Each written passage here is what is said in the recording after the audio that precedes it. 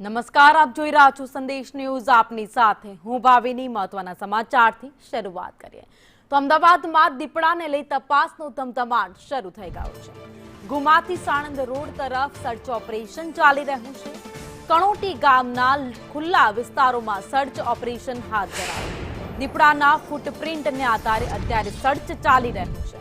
Canal road ગીચ વિસ્તારમાં તપાસ તેજ કરાઈ છે. 2 દિવસ પહેલા જ અમદાવાદના ગુમા વિસ્તારમાં દીપડો દેખાયો હતો. સીસીટીવી સામે આવ્યા હતા. સીસીટીવી સામે આવ્યા બાદ વન વિભાગ હવે અલર્ટ મોડમાં આવ્યું છે અને અલગ અલગ વિસ્તારોમાં તપાસ અત્યારે કરાઈ રહી છે. જો કે લોકોમાં પણ ભયનો માહોલ છે. વન વિભાગે અલગ અલગ જગ્યાઓ પર પાંજરા પણ મૂક્યા છે દીપડાને પકડવા માટે.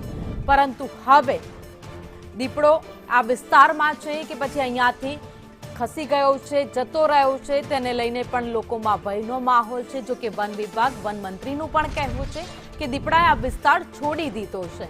પરંતુ તેમ છતાં કોઈ પણ કચાશ ન રહે તપાસમાં તે રીતે વન વિભાગ અત્યારે સર્ચ ઓપરેશન કરી રહી છે. ફૂટપ્રિન્ટને આધારે અલગ અલગ જગ્યાઓમાં તપાસ કરાઈ રહી છે. સીસીટીવી તપાસ કરવામાં આવી રહી છે. એટલું જ નહીં, ડ્રોનની મદદ લેવામાં પણ આવી રહી છે. આ સાથે જ અલગ અલગ જગ્યાઓ પર થોડા અંતરે પાંજરા મૂકવામાં આવ્યા છે, જેથી કરીને જો દીપડો એ વિસ્તારમાં હોય તો દીપડાને પકડી શકાય.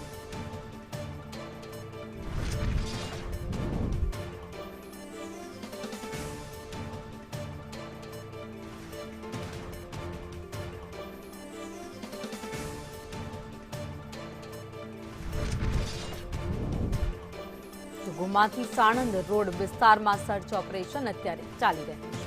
અમદાવાદના બોપલ ગુમા વિસ્તારમાં ગઈકાલે દેખાયેલા દીપડા પછી આજે સાણંદ તરફના વિસ્તારની અંદર વન વિભાગ છે તે સર્ચ કરી રહ્યું છે. ખાસ જે મુવમેન્ટ દીપડાના ફૂટપ્રિન્ટ વગેરેની છે એના આધારે સાણંદ તરફ જતો જે રસ્તો છે, જે કેનાલને અડીને આવેલો આખો વિસ્તાર છે કે જે ગીચ ઝાડી જંગલવાળો વિસ્તાર છે, એવા વિસ્તારોની અંદર અત્યારે આ સર્ચ ઓપરેશન છે તે ફોરેસ્ટની ટીમ દ્વારા અલગ અલગ પ્રકારે કરવામાં આવી રહ્યું છે. ફૂટપ્રિન્ટ છે કે કેમ, કોઈ મારણ થયેલું છે કે કેમ, તેની તપાસ અત્યારે કરવામાં આવી રહી છે. આ દ્રશ્યો સાણંદ પાસે આવેલા કાણેટી ગામની સીમના છે કે જ્યાં ફોરેસ્ટની ટીમ અત્યારે પહોંચી છે. સંપૂર્ણ વિસ્તાર જે છે લગભગ 6 થી 7 કિલોમીટરના વિસ્તારની અંદર અલગ અલગ ટીમો ફોરેસ્ટની છે એ અત્યારે તપાસ કરી રહી છે.